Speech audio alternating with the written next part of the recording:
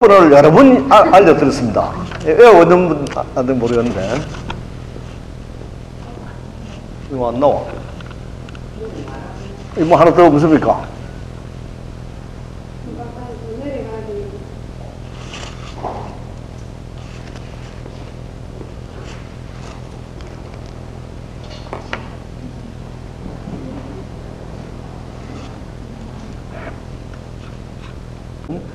여기 히말라야 산맥이 있고, 여기 파미르 공원, 천산 산맥 이래가지고 이 중국하고 일본하고는 꽉 맥히기가 있는데, 이 중국에 공자님이 태어나고 여기에 부처님이 태어난 게 이걸 학자들에 따라서 100년 정도 왔다 갔다 하는 차이가 있다 그러니까 뭐 거의 비슷한 시기에 태어났다 이렇게 봐도 됩니다. 그러니까 동양의 기본적인 문명은 불교 문명하고 유교 문명이라고 이렇게 보면은 거의 비슷한 시기에 공자님하고 부처님이 태어났는데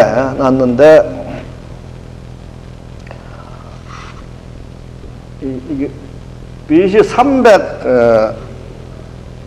지금 이 연대를 가지고 이 세계적인 흐름을 한번 그 문화 종교의 흐름을 한번 살펴보고 싶은 게 이 시간에 생각입니다. BC 33년에 알렉산더 대왕이 세계 정복에 나섰는 해입니다. 인도 여기 여기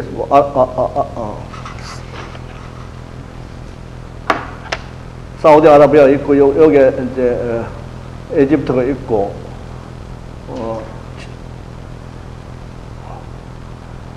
여기 아프리카가 이렇게 붙어 있으면 지중해가 이렇게 있고 여기가 마케도니아, 그리스, 뭐 여기 로마 이렇게 되어 있으면 여기서부터 출발해가지고 이쪽을 완전히 정벌을 해서 알렉산더 대왕이 334년에 출발을 해가지고 요 인도에 인다스 강이 이렇게 있고 간지스 강이 이렇게 있으면 요 인다스 강에서 맥히 있고 이 산맥까지 완전히 알렉산더 대왕이 다 정벌을 했거든요. 근데 이 알렉산더 대왕이 이쪽을 정벌했다는 얘기는 여기에 있는 그 소위 말하는 히랍 문명들, 헬레니즘 문명을 동방으로 완전히 전달을 했다는 얘기가 되는 거죠. 그래서 이제 나중에 아소카 대왕이 인도를 통일을 하는 것이 여기 있는 알렉산더 대왕의 군대하고 전투의 그 무기라든지 이런 걸 가지고 이걸 전부 다 했고 이 일대가 전부 그리스, 그러니까 여러분들이 읽어봤는지 모르겠는데 미린다 왕문경 같은 걸 읽어보면은 히랍의 왕하고 아사세 왕하고 인도의 그 소위 말하는 선지자 도인하고의 대화한 게 이게 미린다 왕문경이거든요. 그러니까 이 일대 그리고 여기까지 전파되어 있는 문명이 요새 요 중간중간에 많은 히랍의 왕들이 여기 와서 나라들을 세워가지고, 그러니까 이 알렉산더 대왕이 정벌을 시작한 BC 303년부터 시작해가지고 예수님이 태어날 때까지를 소위 말하는 우리는 역사에서 얘기하는 헬레니즘 시대라고 얘기를 하죠. 그리고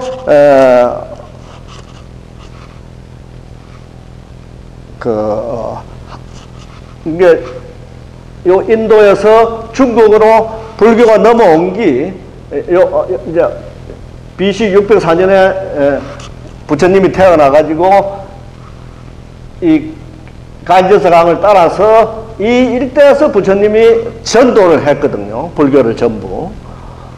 여기서 그러니까 여기가 히말라야 산맥이라 그러는데 히말라야 산맥에 있는 게 지금 하는 네팔이죠. 그러니까 부처님이 태어난 걸 보통 인도라고 얘기하는데 사실은 부처님이 태어난 건 네팔입니다. 그 네팔에서 부처님이 태어나가지고 이 일대 간제스 강을 따라서 내려와서 여기 부다가에서 이제 깨쳐가지고 다시 이제 올라가서 이게 여기 있는 아까 얘기한 아쇼카 왕이 이 알렉산더 대왕의 그 군대의 힘을 빌려가지고 인도를 통일함으로 해서 이게 이렇게 올라와가지고 일이 넘어서 중국으로 넘어온 거거든요. 근데 이게 넘어올 때가 어느 정도냐 하면은 BC 221년이 진시황이 중국을 통일하게 합니다. 그리고 202년이 이 BC입니다. 그러니까 내려갈수록 이게 한나라가 세운 거죠.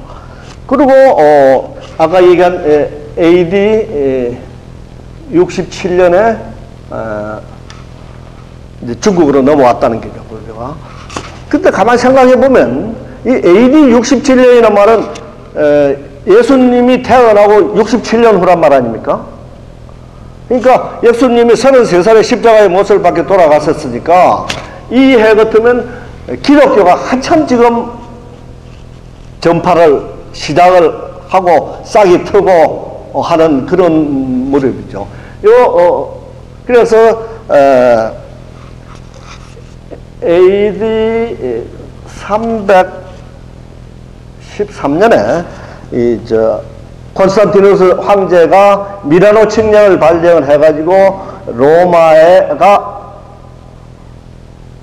예수교, 그리스도교가 공인된 해거든요. 그러니까 이 기간 동안에, 그러니까 불교가 중국으로 넘어와서 중국에서 지금 한참 지난번에 우리가 얘기한 대로 한나라를 거쳐서 진나라를 거쳐서 위진남북조 시대를 거쳐서 이렇게 불교가 발전해 나가기 시작할 무렵에 기독교가 시작이 돼요. 서양에서는. 재미있게도 중국의 불교가 시작돼서 퍼져나간 거하고 서양의 기독교가 시작된 거하고 거의 같이 되는데 이 313년부터 이제 그러니까 이 아까 얘기한 이제 아까 동양은 불교 문화하고 중국의 유교 문화가 이렇게 대립되고 같이 이렇게 정신세계를 지배해 왔다면 서양은 아까 얘기한 그리스의 헬레니즘 문화하고 로마가 중심이 된 사실 이거는 뭐냐면 소위 헤브리즘 그러니까 기독교 문명이 로마를 통해서 완전히 서양 세계를 지배해 버린 거거든요. 그것이 거의 같이 시작이 되었다 그런 게 우리가 상당히 재미있는 일이고, 그리고 이 미라노 칙령이 발령이 되어 가지고 로마의 기독교가 번져 나갈 무렵에 중국에서는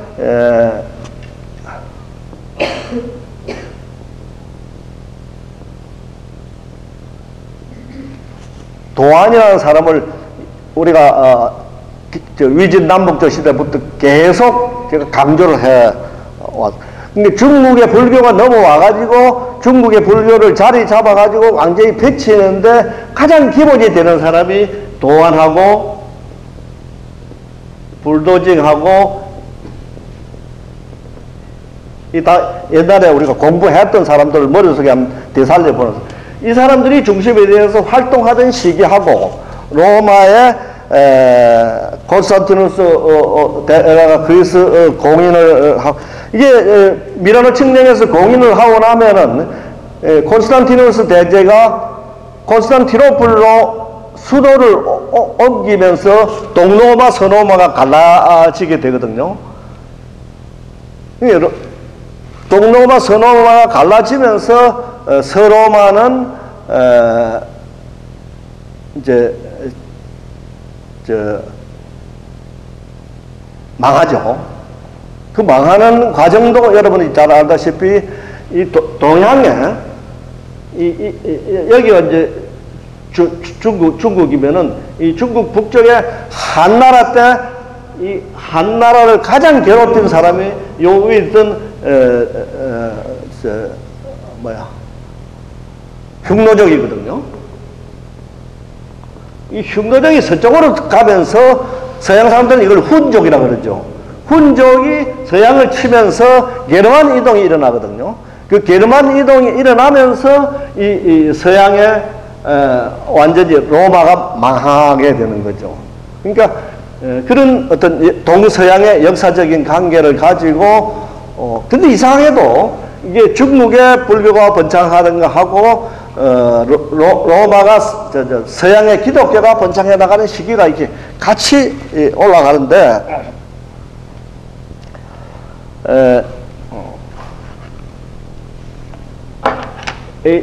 고인을 하고 AD 392년에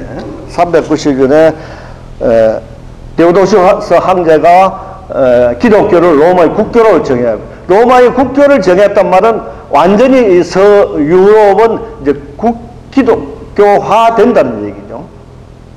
그래가지고 395년에 데오도시우스 황제가 죽고 나자 바로 동로마 서로마로 갈라져 가지고 475년에 전부 AD입니다. 서로마 제국은 망합니다. 망하고 근데 이제 이렇게 서로마 제국이 망해가고 망하니까 이쪽 게르만 이동에 의해서 그 게르만족들이 뭐 이제 나중에 이제 지금 현재 구아파를 지배하고 있는 소위 영국이나 불란서나 뭐 이런 나라들이 제대로 자리를 잡기 전까지 상당히 공백 기간에 뭐가 생겨났냐 하면은 마호메트가 튀어나왔어요. 여기 아까 얘기한 아라비아 반도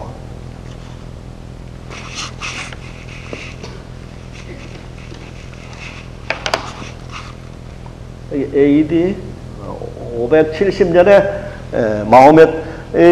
무함마드라 그럽니다. 원래 그 사람들 이름은 무함마드인데 이걸 이제 영어식으로 읽으니까 마호메트가 되는데 요새 지금 싸우니까 이 소위 아라비아 이슬람들은 이 마호메트를 그러면 굉장히 기분 나빠하는 거예요. 그러나 우리는 배우기를 마호메트라고 배웠으니까 그냥 마호메트 하는데 원래 이름은 무함마드라고 발음을 많이 하는 모양입니다. 이게 마호메트 잘 알죠? 이 사람이 아라비아 여기 메카에서 태어나가지고 여기도 잠깐 제가 설명을 하죠. 2살 때 아버지가 죽어버리고 6살 때인가 엄마도 죽어버리고 자기 할아버지가 키우다가 삼촌한테다가 맡겨놨는데 삼촌이 요 아라비아는 이게 남자 하나가 여자도 여럿이 데릴 수 있을 수 있고 또 가족에 누가 하나 그러니까 예를 들어서 행정관이 누가 죽으면은 조카들을 다 키우고 하는 것이 안 그러면 굶어 죽어버리니까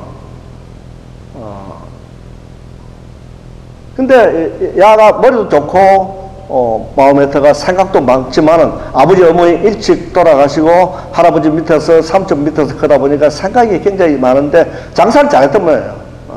하다가 나중에 그러니까 장사로 뭐 여기저기 다니면서 특히 다른 것보다도 종교적인 데 관심이 많아가지고 하는데 나이 한 40 먹었은가 되게 돈 많은 가부하고 결혼을 해가지고 장사 안 해도 먹고 살 정도 되니까 본격적으로 이제 앉아서 참 뭐 명상을 하든지 해서 종교적인 문제에만 관심을 갖다가 어느 날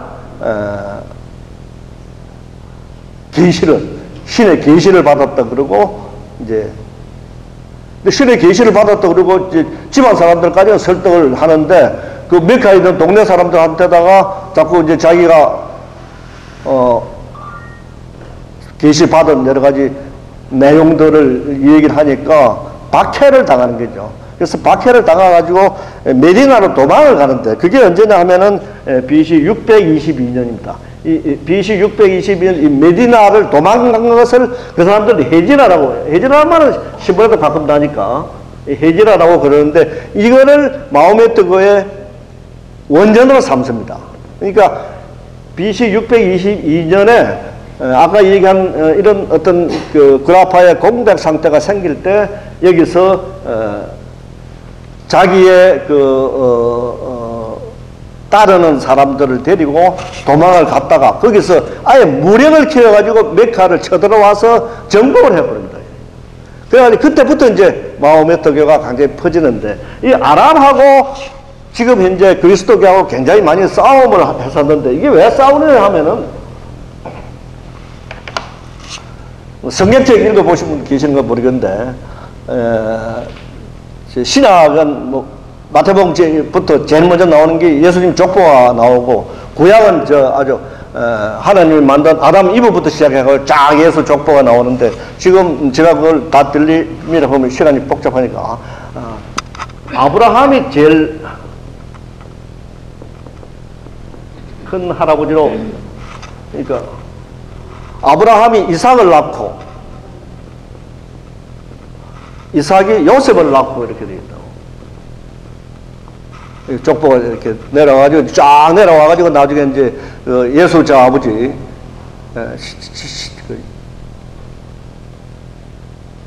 요한 어쨌든 뭐 그거 마리아하고 그러니까 결혼해서 예수를 낳았죠. 뭐 하는데 이 아브라함이 부인이 이름이 사라인가 그래요. 사라.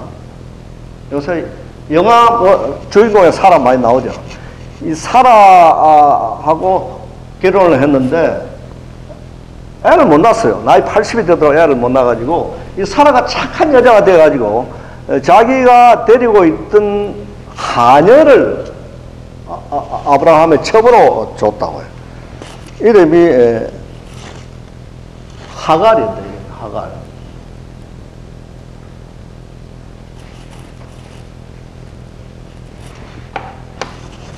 여기서 아들이 나와요. 이름이 이스마엘인데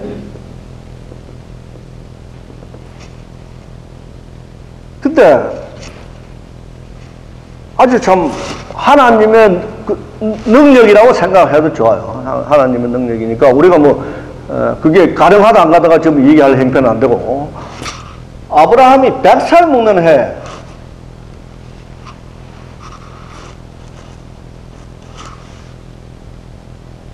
이 사라가 나이 90 먹는 해 아들 한 낳았어요. 그 아들이 아까 얘기한 아브라함이 이삭을 낳고 하는 이삭이에요. 그러니까 이 보뽀이란 데서 난 아들이니까 정통 아들이 되는 경우 이 자손들이 유대민족이에요. 근데 이 하갈이 사라의 하녀인데 애를 갖고 나서부터는 배짱이 생겨가지고 말도 잘 안 듣고 막 먹으려고 그러니까 구박을 하니까 도망을 가버렸어요. 그래가지고 아들을 데리고 갔었는데 이 이스마엘의 아들들이 지금 아랍인들이에요. 지금 코피가 터지도록 싸워도 따져보면 대단한 행정관들이에요. 이 사람들이 이제 아까 얘기한 아라비아를 중심으로 여기서 사는데 이게 이제 아까 이건 헤지라를 거쳐서 이제 그걸 세가지고 메카를 점령해서 여기서 왕국을 세워나니까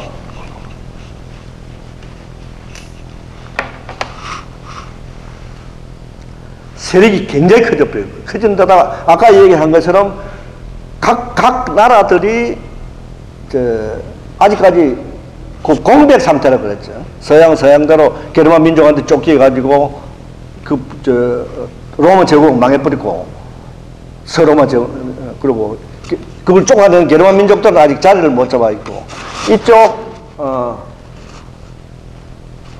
인도 이렇게 있으면 아까 이 일대 지금 아프가니스탄 뭐 하는 이 소위 초원지대 여기도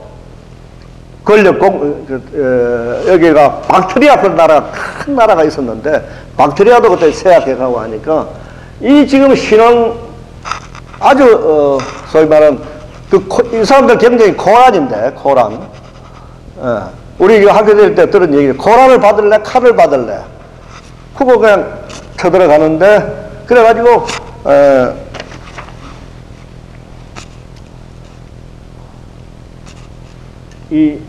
그러니까, 아까 얘기한 마호메트입니다.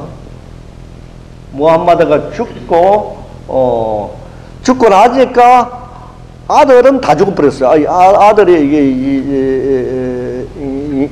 사람 인형가를, 아들을 많이 낳았는데 다 죽어버리고 딸 하나만 삼고 살아나고 다 죽어버렸어요. 죽어버리니까.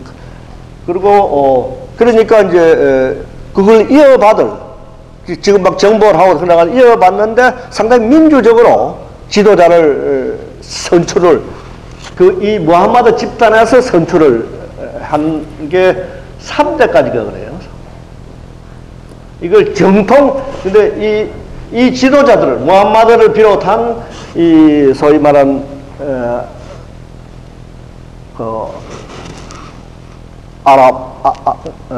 무슨 종교죠, 그게? 조금, 지금 내가 설명하고 있는 게, 마호메트교의 대장들을 클리프라 그러는데, 이 클리프를 상당히 민주적으로 3대까지 선택을 해오다가, 4대째 가서, 이제, 힙센돔이 뺏어라 빌었죠. 그게 누구냐 하면은,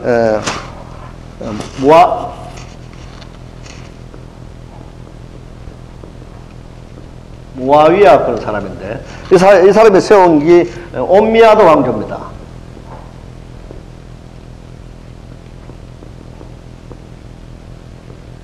그러니까 이 시대를 정통 칼리프 시대라 그러고, 이 정통 칼리프 시대에 벌써 페르시아, 지금 이란입니다. 이란, 페르시아. 그 다음에 에집트까지 벌써 정복을, 아까 얘기한 막 정복해 나가는 거고.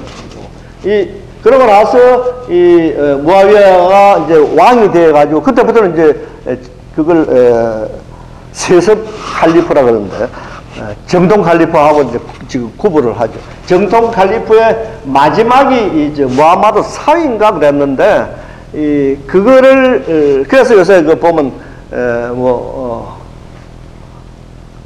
무슨 파 해가지고 요새 저기도 되게 싸우죠. 시아파니, 사는. 이제 그거 때문에 그렇게 갈라지는 기고. 어쨌든 옴미야드 왕조 때에,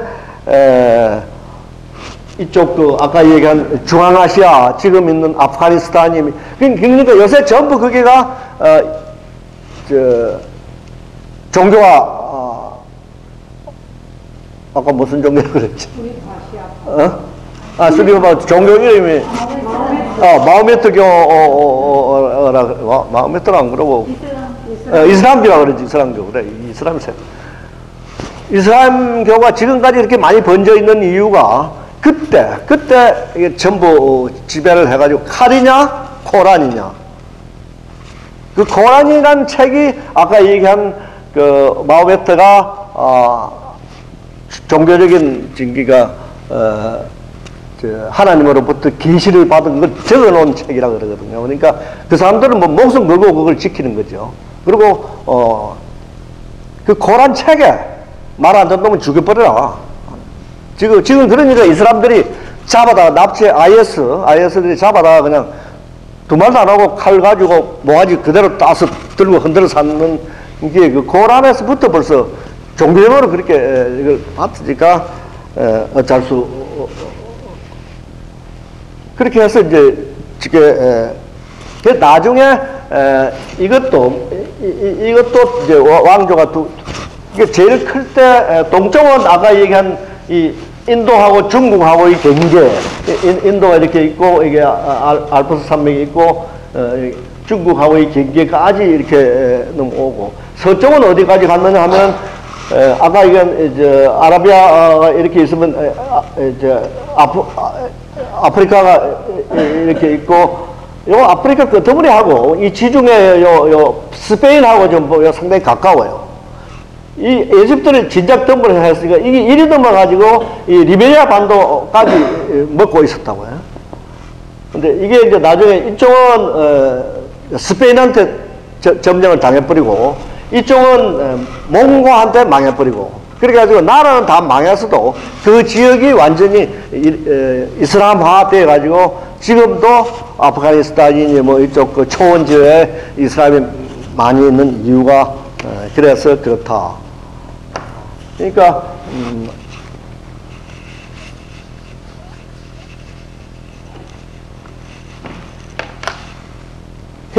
서양은 히랍 정신, 헤브리 정신, 기독교 정신, 이 두 문명이, 그러니까 제일 처음에는 알렉산더 대왕이 싹 점령을 해가지고 히랍 정신이 지배를 하다가 그게 로마가 국기로 되면서 완전히 기독교가 완전히, 그래서 그걸 중세 암흑시대라 그러죠. 그게 이제 근대 와가지고 소위 르네상스를 하면서 히랍 정신을 다시 살려내는 그게 우리가 얘기하는 르네상스죠. 르네상스가 되어 찾아내고.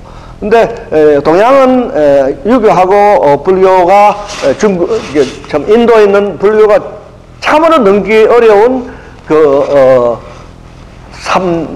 험한 산맥을 넘어가지고 중국으로 들어갔는데, 거기 서양의 기독교 퍼지는 거하고 거의 비슷한 연대를 지금 맞춰 내가 온 이유가 그 중간에 이슬람이 한때는 세계를 좀 지배를 해가지고 지금은 이슬람교하고 기독교가 죽으라 살아 싸우고 있고, 동양은 유교하고 요 이제 아까 최정상에 섰다 그래요. 당나라가. 당나라가 망하고 나면은 이제 다시 유교가 일어납니다. 송나라 때.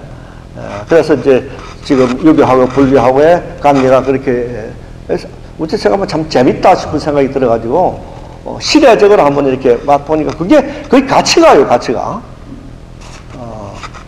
뭐 그런 걸 한번,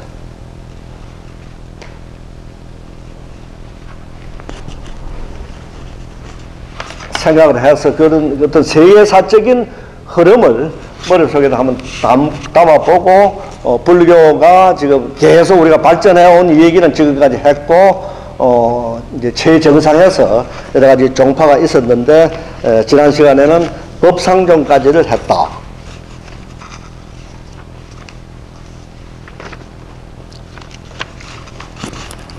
이번 시간에는 이제 화엄종에 대해서 한번 생각해요. 이 화엄종은 우리나라도 지금 화엄종이 많이 성행을 하고 있고, 이 화엄종에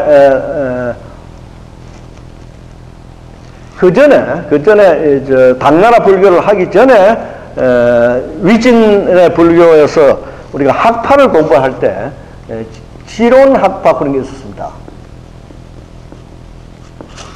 그리고 섬론 학파 그런 게 있었는데, 뭐 이거 내용까지는 여기다가 이게 지론 학파는 그때 뭐 여러 가지 옛날에 공부하니까 뭐 그대로 넘어가기로 하고, 여기는 진제 삼자,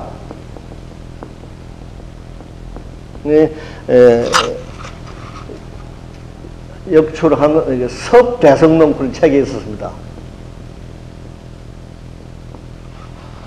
이거를 중심으로 이거하고 여기에다가 그 유가학파,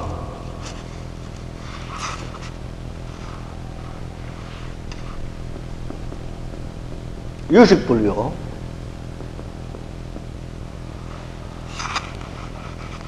요것들을 전부 합해가지고 생겨난 게 이게 화엄종이다. 그러니까 지금까지 여러 종파들이 있었는데 유식학이라든지 교학이라든지 이런 것이 상당히 폭넓게 취합을 해서 이 화엄종이 생겨났는데, 제일 먼저 창시를 잘하고 뭐 보통 얘기하는 분은 두손이라는 사람입니다. 이 사람이 557년부터 640니까 이거 뭐 별 재미없는 내용이니까 빨리빨리 넘어가겠습니다. 근데 이 사람은 그 18살에 출가를 해가지고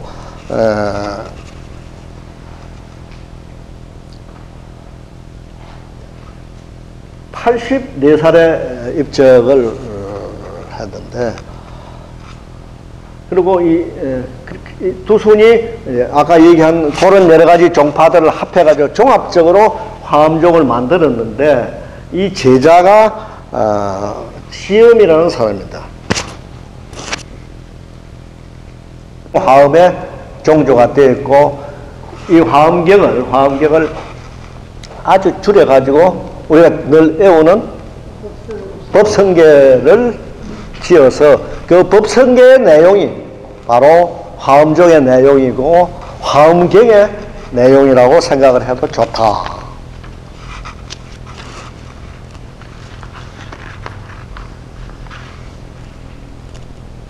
그래서 이 법장, 아마 법장 스님한테서 온 편지가 우리나라에 남아 있는 것 같아요. 그러니까 이 법장에 대해서 조금 공부를 해보면, 이 사람은 643년부터 712년까지 상당히 오래 살았던 사람이고, 속성은 강씨고, 17세에 법을 구하러 태백산에 들어갔는데, 아까 얘기한 지엄을 만나가지고 지엄한테서 이 지엄을 지극하게 모셔가지고 지엄이 입적할 때까지 계속 시봉을 들었다, 그런 얘기가 있고, 척전무시대에 실차란타라는 스님은 아까 그전에 우리가 여러 번 공부를 하면서 많이 나왔습니다. 실타란타가 화엄경을 번역을 한 사람인데, 실타란타 그런 사람이 그걸 할 때 옆에서 완전히, 근데 실타란타 그런 사람은 인도 사람이니까, 서역 사람이니까 한문으로 잘 못 쓰잖아. 그래서 번역만 하면은 뺏겨 쓰는 거는 법장이 했다, 뭐 이런 얘기죠. 옆에서 그걸 필수라고 하는 얘기. 그리고 화엄경이 새로, 그러니까 신약 화엄경이죠. 실차란타가 번역한 화엄경이 아마 당나라 때 번역을 한 모양인데, 그거를 갖다가 왕명에 의해서 계속 강의를 했다 하는 거고.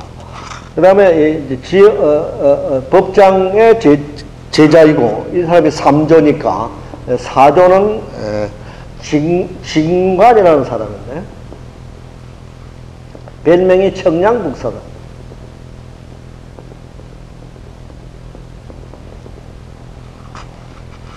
5조는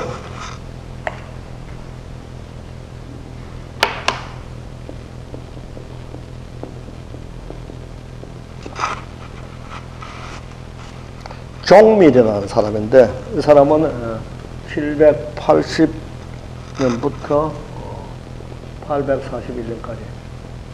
그러니까 화엄종이 되게 어떻게 구성이 됐고, 또 그 다음에 제 초조는 누구고, 2조는 누구고, 3조는 누구고, 4조, 5조까지만 되게 하면, 이렇게 해서 이제 화엄종이 중국에 내려갔다 하는 거하고, 의상대사는 법장의 제자로서